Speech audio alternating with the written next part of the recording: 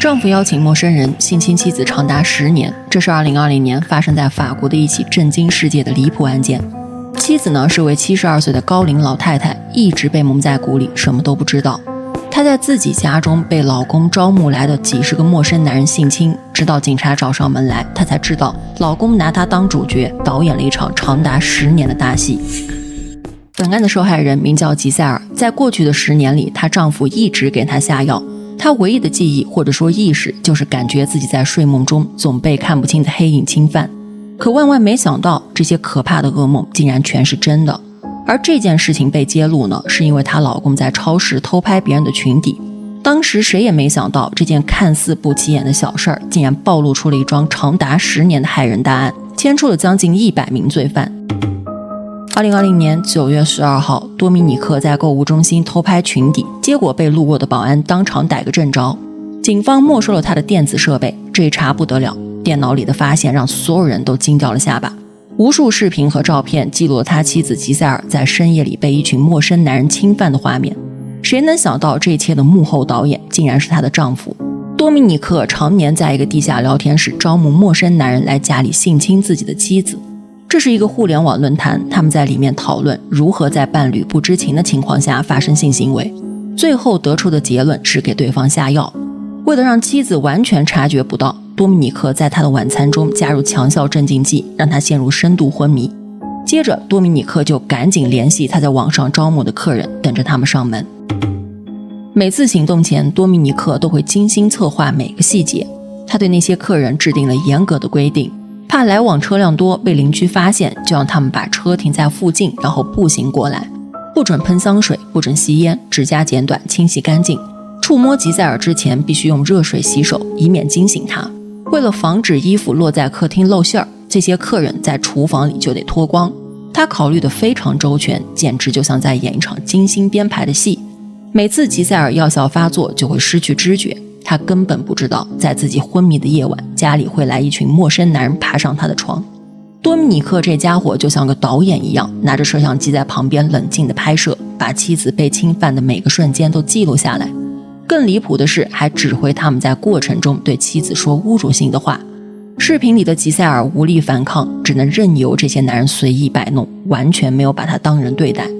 从2011年到2020年，竟然有至少72个男人参与了92次对吉塞尔的侵犯，而且这还只是警方根据视频和他的聊天记录查实的。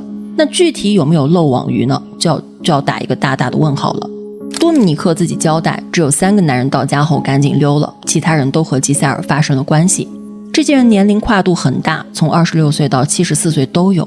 51个人的身份已经确认了，有消防员、叉车司机、记者、护士、狱警、银行的 IT 工作人员，来自各行各业，有单身的，也有已婚的，总之什么人都有。大多数人就参加过1次，不过也有个别积极分子参加了多达6次。多米尼克还把这些视频存在一个叫虐待的文件夹里，等警方把真相告诉吉塞尔的时候，他的世界瞬间崩塌。他一直以为自己就是做了些可怕的噩梦，哪能想到那些梦竟然都是真的。他不光身体被侵犯了，还染上了4种性传播疾病，而这一切都是他深爱了几十年的丈夫一手造成的。在邻居们眼中，多米尼克和吉塞尔是一对恩爱的老夫妻。多米尼克68岁，吉塞尔69岁，结婚都快半个世纪了，有3个成年的孩子，都有了自己的小家，日子过得虽说平淡吧，但也挺温馨的。吉塞尔原本是个精神矍铄的老太太，可在那10年里，她的身体和精神一天不如一天，频繁的做噩梦，梦里总是被看不见的怪物攻击。醒来后呢，身体还会有那种类似疼痛的感觉，而且出现一些莫名其妙的妇科问题，整个人变得非常健忘。他还怀疑自己年纪大了，是不是患上了阿尔兹海默症？谁能想到呢？真相远比疾病可怕得多。多米尼克被捕后，警方一查，发现这家伙极有可能是个惯犯。那为什么这么说呢？原来在提取他的 DNA 后，竟然又牵出了另外2桩案子。先来说第一桩，那是在1991年，当时有个叫索菲的姑娘，是巴黎一家房地产公司的实习生。12月2号，她接到一个客户电话，约她4号早上去看一套房。结果这一去呢，就失踪了。他母亲联系不上他，赶紧找了公司经理。等他们找到那套房子的时候呢，索菲已经遇害了。警方赶到现场，还能闻到浓烈的乙醚气味。索菲趴在地上，双手被绑，嘴也被堵住，下身赤裸，明显遭受过性暴力。脖子上有一条皮带，就是索菲当天戴的。凶手呢，就是用这条皮带把她给勒死了。警方推断，攻击索菲的人用浸了乙醚的卫生棉条捂住她的口鼻，把她迷晕后实施了犯罪。法医当时在现场是提取到了精液痕迹的，可问题就出在这里，当时由于保存失误，这份物证呢就没法用了。那关键物证已经没了，为什么警方还怀疑多米尼克是凶手呢？这个问题呢就要看第二桩案件了。99年的时候，在维勒帕利西斯发生过一起性侵未遂案，这起案件的作案手法跟索菲被害案简直如出一辙。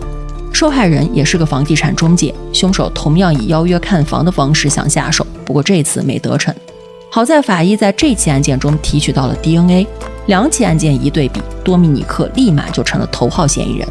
一开始他对两起案件都极力否认，可当他知道第二起案件的 DNA 比对结果后，狡猾的多米尼克表示只对第二起案件认罪。针对这两起案件，警方还在调查。那接下来我们继续说回多米尼克性侵妻子的案件。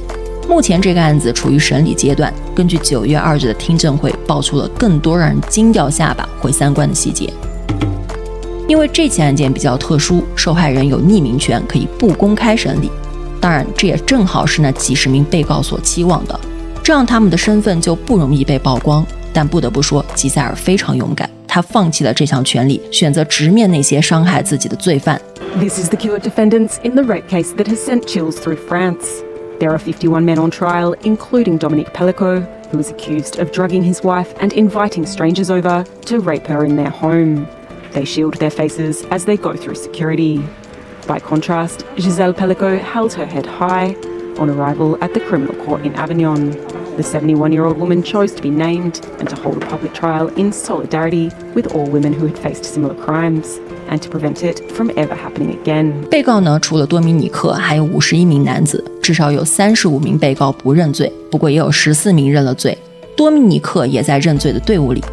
Earlier in court this week, Dominique Pellicot answered yes when he was asked if he was guilty of the accusations. 对于很多被告来说，他们认为自己没有做错什么，只是在帮一对放荡的夫妻实现愿望。有被告觉得这就是夫妻之间的游戏，还有一个被告说，因为当时丈夫就在旁边，所以不存在性侵。但多米尼克也跟调查人员说了，所有人都知道他妻子被下了药，所以很明显，这些言论就是为了脱罪，再往受害人的身上泼脏水。In her almost 90-minute testimony, she spoke of being shown the barbaric images that show her lying motionless on the bed and being raped, saying the police saved her life when they investigated her husband's computer in 2020 after he was caught filming up women's skirts in a supermarket. Police say they found thousands of photos and videos that appear to document almost 100 counts of rape over the course of nearly a decade. In the stand, Gisèle said she thought they were a close couple, married for 50 years with 3 children, and then her husband's crimes tore her worlds apart. 听证会上还爆出猛料，多米尼克呢不光虐待妻子，连女儿也没放过。法官说了，警方检查多米尼克的电脑时，偶然发现了一个非常恶心的文件夹，上面写着在我赤身裸体的女儿身边。法官还补充，跟对待妻子一样，他用镇静剂让女儿昏迷，然后把她放到床上拍照。